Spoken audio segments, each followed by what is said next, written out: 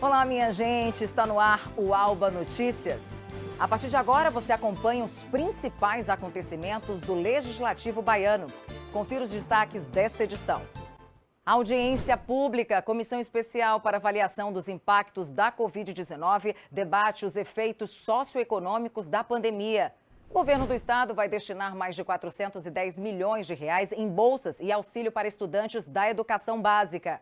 Minuto parlamentar. Deputado Carlos Geilson quer prioridade na vacinação de advogados e profissionais de imprensa. Não explica pra gente, saiba como ficam seus direitos quando a empresa realiza uma demissão em massa.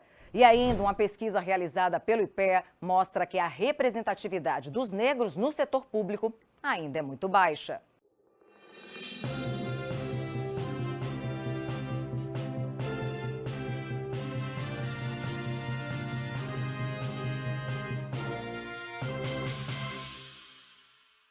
Os deputados que compõem a Comissão Especial para Avaliação dos Impactos da Covid-19 realizaram uma audiência pública por meio virtual para debater os impactos socioeconômicos causados pela pandemia no Brasil e principalmente aqui na Bahia.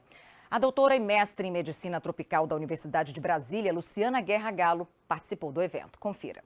Nesta terceira audiência pública realizada pelo Colegiado Especial para Avaliação dos Impactos da Pandemia da Covid-19, a doutora Luciana Guerra explicou em detalhes os efeitos causados pela doença aqui no país. Da mesma maneira, para a sociedade, a gente tem aí, a gente sabe que teve redução do turismo, que é muito importante para alguns estados, principalmente litorâneos. A gente sabe que, por exemplo, no Nordeste foi cancelada a festa de São João ano passado, teve cancelamento de Carnaval, teve cancelamento de diversas festas de Réveillon. Esse tipo de recurso que mobiliza, né, mobiliza muito a economia local, foram retirados por conta dos custos da pandemia, né? Outro ponto importante abordado pela doutora foi com relação aos custos que estão ligados à doença e que vem atingindo diretamente as famílias brasileiras. Então, falando sobre os custos da doença, é importante a gente dividir em diretos, indiretos e os intangíveis, tá? Então, os diretos é tudo aquilo que vocês conseguem pensar. Ficou doente, o que vai gastar? Vai gastar com medicamento, vai gastar com transporte, vai gastar com alimentação, né, que precisou ir na consulta médica e acabou comprando um lanche ali. Vão ter os custos indiretos, que são os custos que a gente acaba impactado porque está doente. Então, perda de produtividade ou redução da produtividade são os mais comuns. E aí os custos intangíveis. E os custos intangíveis é uma coisa que praticamente nenhum estudioso de custo de doença consegue acessar, porque são esses custos que a gente sabe que tem, como, por exemplo, redução da qualidade de vida, como, por exemplo, o custo da depressão e ansiedade que a pessoa fica depois, os custos que são relacionados ao sofrimento. E é muito difícil você mensurar em valor o custo do sofrimento. Já em relação ao mercado de trabalho, a pandemia trouxe também um agravamento na crise econômica e, por isso, afetou principalmente as mulheres. E aí, com isso, o aumento do desemprego. E aí a gente teve uma disparidade, né, que já era maior nas mulheres, o desemprego em 20% passou a ser em 40%. Infelizmente, no Brasil, a gente sabe que as mulheres são muitas mulheres, né, são as únicas responsáveis pela casa. E com isso, quando a gente pensa no desemprego de mulheres, a gente precisa lembrar que isso impacta diretamente na saúde física e emocional, né, das famílias e das crianças brasileiras. A presidente da Comissão de Educação, Fabíola Mansur, que também participou da reunião, reforçou as ações que o governo estadual baiano vem adotando com o objetivo de amenizar os impactos causados pela pandemia no setor educacional. A ideia de a retomada remota do governador foi não só fazendo formação pedagógica de professores e tentando dialogar, quanto tentando levar acesso a estudantes através do Google Classroom e também fazendo com que aqueles estudantes que não têm acesso à internet possam ir à escola, baixar aplicativos, possam usar suas redes sociais e possam ter também, aqueles que não têm nada, acesso a cadernos pedagógicos nesse momento que, legalmente, nós estamos vivendo um contínuo curricular, né, 2 anos em um, mas, com certeza, nada disso mesmo que a gente evolua para o sistema híbrido com arrefecimento da pandemia e depois voltemos ao presencial, os impactos na educação eles são gigantes. O presidente da Comissão Especial de Avaliação dos Impactos da Covid-19 salientou que, com o surgimento de novas cepas, é necessário intensificar as campanhas de conscientização de combate à pandemia. Ao Estado cabe agora esse papel. Se não tem a vacina para todo mundo ainda, e vai demorar, nós estamos aí no nível baixíssimo de vacinação, se não tem a vacina para todo mundo e se não tem a condição de distribuir máscara de qualidade que realmente barre, né, a entrada do vírus, é necessário uma grande campanha de educação. Foi colocado isso, quero dizer que estamos na Assembleia fazendo uma indicação ao governo do Estado para que, através da Secretaria de Comunicação da CESAB, abra urgentemente um processo de campanha no Estado da Bahia, de educar, uma campanha educativa, né? Combatendo a infodemia, uma campanha educativa da devida e correta confecção da máscara e do uso também da máscara. Uma pesquisa realizada pelo IPEA, que é o Instituto de Pesquisa Econômica Aplicada, mostrou que a representatividade dos negros no setor público ainda é muito baixa. Apesar da política de cotas, a representatividade dos negros no setor público ainda é muito baixa. Esta é a conclusão de um estudo feito pela pesquisadora do Instituto de Pesquisas Econômicas Aplicadas, IPEA, Tatiana Dias, e apresentado nesta semana ao grupo de trabalho da Câmara sobre o tema. De acordo com o levantamento, as mulheres negras representam 7,1% dos servidores públicos federais. A mulher branca perfaz 11,7% do total de servidores. Já os homens que se autodeclararam negros foram 19,5%. A grande maioria dos servidores federais no Brasil, portanto, é composta por homens brancos. São 61,7%. Segundo Tatiana, quanto mais altos os cargos, maior o número de pessoas brancas que os ocupam. Desta forma, a remuneração dos negros corresponde a 78% do valor recebido pelos brancos. A chamada Lei de Cotas, promulgada em 2014, estabelece a reserva de até 3 vagas para negros a cada edital para concurso. Mas, de acordo com o professor Luiz Melo, da Universidade Federal de Goiás, na prática, das 18.175 vagas da carreira de magistério, por exemplo, apenas 968 estão reservadas para negros. Os estudos mostram que há problemas no preenchimento das vagas de uma maneira geral. O trabalho do IPEA e o trabalho da INAP acho que mostram isso. Mas no caso das universidades é dramático. E no caso dos institutos também é grave. E como assegurar, ao mesmo tempo, a vigência das cotas na graduação, acho que esses debates são interligados, e como instituir cotas no nível de pós-graduação. Não tem como desarticular essa conversa em relação à universidade. O presidente da Associação Brasileira de Pesquisadores Negros lembrou que a busca por equidade para a população negra no serviço público brasileiro já existia em 1983, quando Abdias Nascimento apresentou um projeto de lei neste sentido. Vou direto ao artigo 2º, que é o objeto de nossas discussões hoje. No artigo 2º, o projeto de lei de Abdias dizia: todos os órgãos da administração pública, direta e indireta, de níveis federal, estadual e municipal, os governos federal, estaduais e municipais, os ministérios, as secretarias estaduais e municipais, as autarquias e fundações, as Forças Armadas, o Poder Judiciário, o Poder Legislativo e o Poder Executivo são obrigados a providenciar para que, dentro dos espaços de suas respectivas atribuições, sejam tomadas medidas de ação compensatória visando atingir, no respectivo quadro de servidores, funcionários e titulares, a participação de pelo menos 20% de homens negros e 20% de mulheres negras em todos os escalões de trabalho e de direção, particularmente aquelas funções que exigem melhor qualificação e que são melhor remuneradas. Concretamente, nós estamos fora da lei. Aqui no Cefet-MG, por exemplo, nós temos um professor negro único ao longo de todos esses anos que entrou pelas cotas. Isso acontece porque, como dizia o senhor ministro, a questão é estrutural. O ministro da Advocacia Geral da União, José Levi Melo, afirmou que esse tipo de distorção pode ser corrigido pela via judicial, mas que também é possível elaborar uma mudança mais apurada na legislação. Antes, ele foi longe na história das constituições para mostrar como o racismo estava ali, de maneira velada. Há, sim, racismo estrutural e institucional. O professor Dow ele anota o seguinte: os pais fundadores americanos eram proprietários de escravos. A Constituição Americana de 1787 originariamente silenciou sobre o gravíssimo problema, sobre o horror da escravidão. A seguir, você vai ver no Minuto Parlamentar que deputado Carlos Geilson quer prioridade na vacinação de advogados e profissionais de imprensa. E ainda no Direto da Redação, você confere tudo sobre o programa de revalidação de diplomas de médicos formados no exterior. Não saia daí, o Alba Notícias volta já.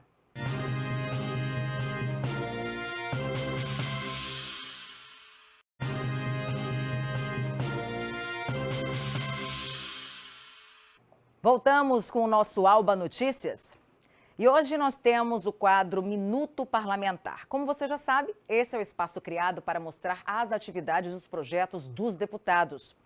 O deputado Carlos Geilson quer que o governo do estado dê prioridade para a vacinação de advogados e profissionais da imprensa.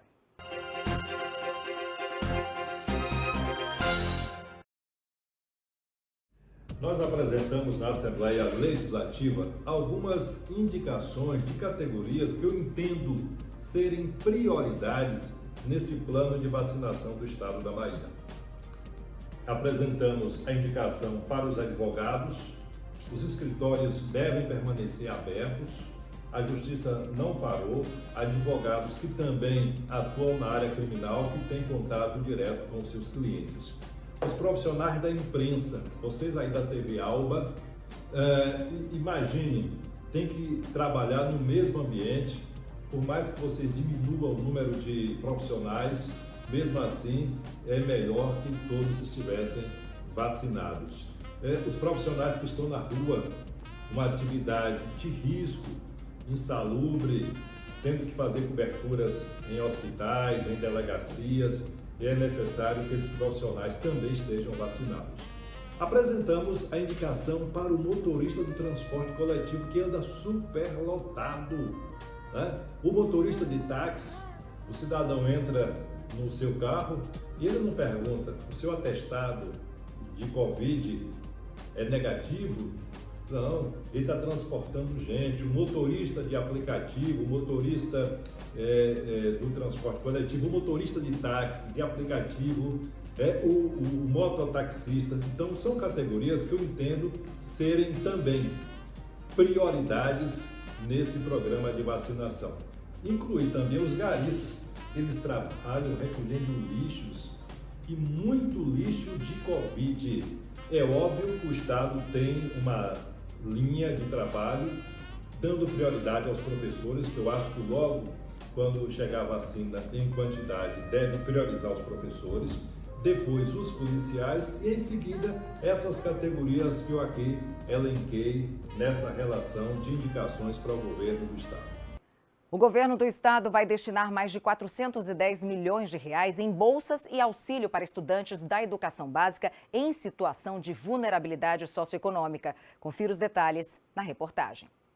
Em transmissão pelas redes sociais, o governador Rui Costa anunciou um novo programa de apoio aos estudantes da educação básica.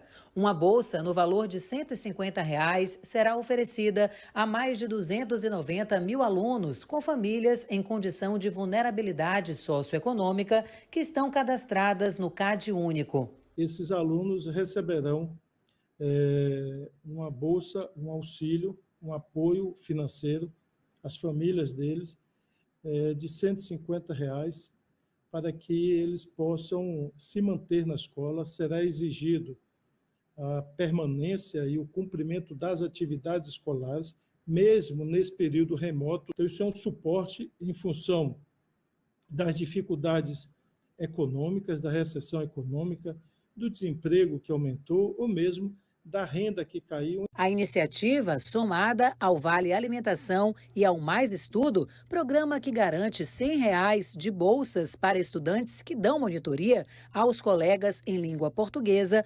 matemática e educação científica, totaliza em mais de 410 milhões de reais que serão destinados para assistência estudantil em 2021.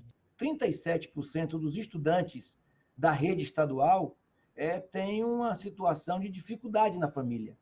Portanto, estão ou na extrema pobreza ou na pobreza, têm dificuldade de alimentação, alguma coisa do tipo. Esse recurso, o estudante ele vai optar se é comprar comida, se é para comprar caderno, se é para comprar lápis, se é para comprar um crédito para colocar no celular. A Bahia lança o programa de revalidação de diplomas de médicos formados no exterior. As universidades estaduais como UNEB, UFES, UESC e UESB e os municípios irão receber apoio do governo do estado. O decreto que instituiu o programa foi publicado no Diário Oficial e você confere os detalhes direto da redação com Milena Barreto. Olá, Patrícia, tudo bem? Olha só, profissionais que têm graduação em medicina, expedidos por instituições estrangeiras de educação superior, poderão fazer a revalidação dos diplomas através do Programa de Apoio às Universidades Públicas do Estado da Bahia. A iniciativa do Estado tem como objetivo aumentar a oferta de médicos para atender a demanda muito acima da média provocada pela Covid-19. A adesão das universidades públicas é facultativa, porém, elas devem estar regularmente credenciadas, criadas e mantidas pelo poder público, e o curso de medicina deve ser reconhecido. Os municípios também poderão aderir ao programa para integrar a realização de atividade de avaliação processual e prática profissional, sob supervisão médica na rede municipal de saúde. A Secretaria da Saúde, a CESAB, por meio da Superintendência de Recursos Humanos e da Escola de Saúde Pública da Bahia, vai apoiar as universidades públicas do estado que aderirem ao programa. As despesas necessárias à implantação do programa, instituído inclusive pelo decreto, serão feitas por recursos próprios da Secretaria de Educação e da CESAB. Nós voltamos ao estúdio. É com você. Obrigada, viu, Milena? Olha, no próximo bloco a gente tem o Explica Pra Gente. O advogado trabalhista Kaique Henrique vai mostrar como o trabalhador pode se defender em relação a uma empresa que decide demitir em massa.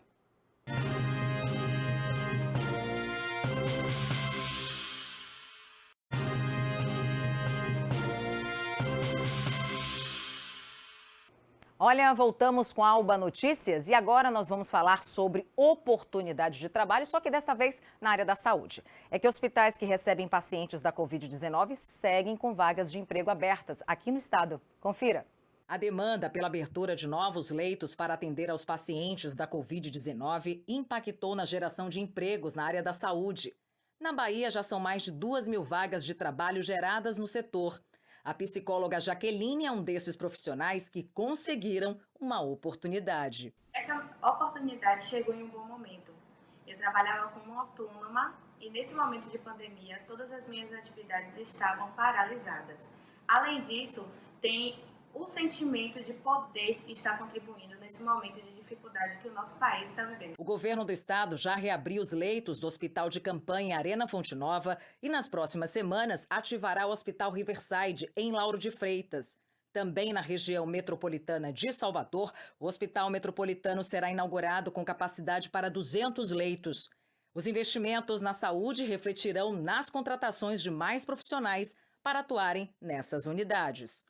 Nós temos previsto para ser aberto ao longo das próximas 2 a 3 semanas mais de 600 leitos hospitalares em toda a Bahia, o que serão mais profissionais, médicos, enfermeiros, fisioterapeutas, assistentes sociais, área de limpeza, alimentação, enfim, a economia de Salvador, região metropolitana e de várias cidades do interior do estado será fortemente impactada positivamente pela abertura de leitos, pela injeção de recursos na economia local. As contratações para o Hospital Arena Fonte Nova e o Hospital Metropolitano seguem abertas. Os profissionais devem encaminhar currículo por e-mail ou realizar cadastro no site da unidade responsável. Para alguns, este é o período de conquistar o primeiro emprego na área que escolheu. Eu enviei o currículo, fiz a seleção e hoje estou aqui trabalhando, tendo minha primeira oportunidade, né, abrindo as portas para a minha vida profissional e super satisfeita em estar trabalhando e ter tido essa oportunidade. E por falar em emprego, como sabemos, a pandemia causou a demissão de muitos brasileiros. Dados do IBGE mostram que o desemprego no país chegou a 13,9 milhões no quarto trimestre de 2020, já no finalzinho do ano. Mas você sabe quais são os direitos do empregador e do empregado quando há uma demissão em massa? O advogado Kaique Henrique fala sobre esse processo no quadro Explica Pra Gente. Confira. A demissão em massa, a despedida coletiva, a dispensa em massa, ela acontece toda vez que o empregador, em um curto espaço de tempo ou em um único ato, ele dispensa uma boa quantidade de seus empregados. A demissão em massa, a dispensa coletiva, ela não é ilegal. Não existe nenhuma norma, não existe nenhum conceito jurídico que visa proibir esse ato do empregador, que muitas vezes está atrelado ao encerramento de suas atividades ou questões financeiras de ordem econômica que visam a redução dos custos de sua operação. Os empregados dispensados por conta de uma despedida em massa, eles têm todos os seus direitos trabalhistas preservados. Hoje em dia, principalmente após a reforma trabalhista, a dispensa em massa é equiparada a uma dispensa individual. Não há nenhum tipo de diferença entre as formas de despedida. Entretanto, considerando que a demissão em massa, a dispensa coletiva, ela vai atingir um grupo enorme de empregados, necessariamente isso traz reflexos a uma coletividade, à própria comunidade. Por conta disso, em que pese a lei não proíba a existência da despedida em massa e também não exija uma negociação coletiva prévia, também ela não proíbe que isso aconteça. Ou seja, para que haja um equilíbrio entre as partes e com isso seja garantida a dignidade dessas pessoas envolvidas, a negociação coletiva ela pode acontecer para que haja uma compensação e com isso reduza os prejuízos que porventura essa dispensa coletiva venha a causar em toda essa comunidade.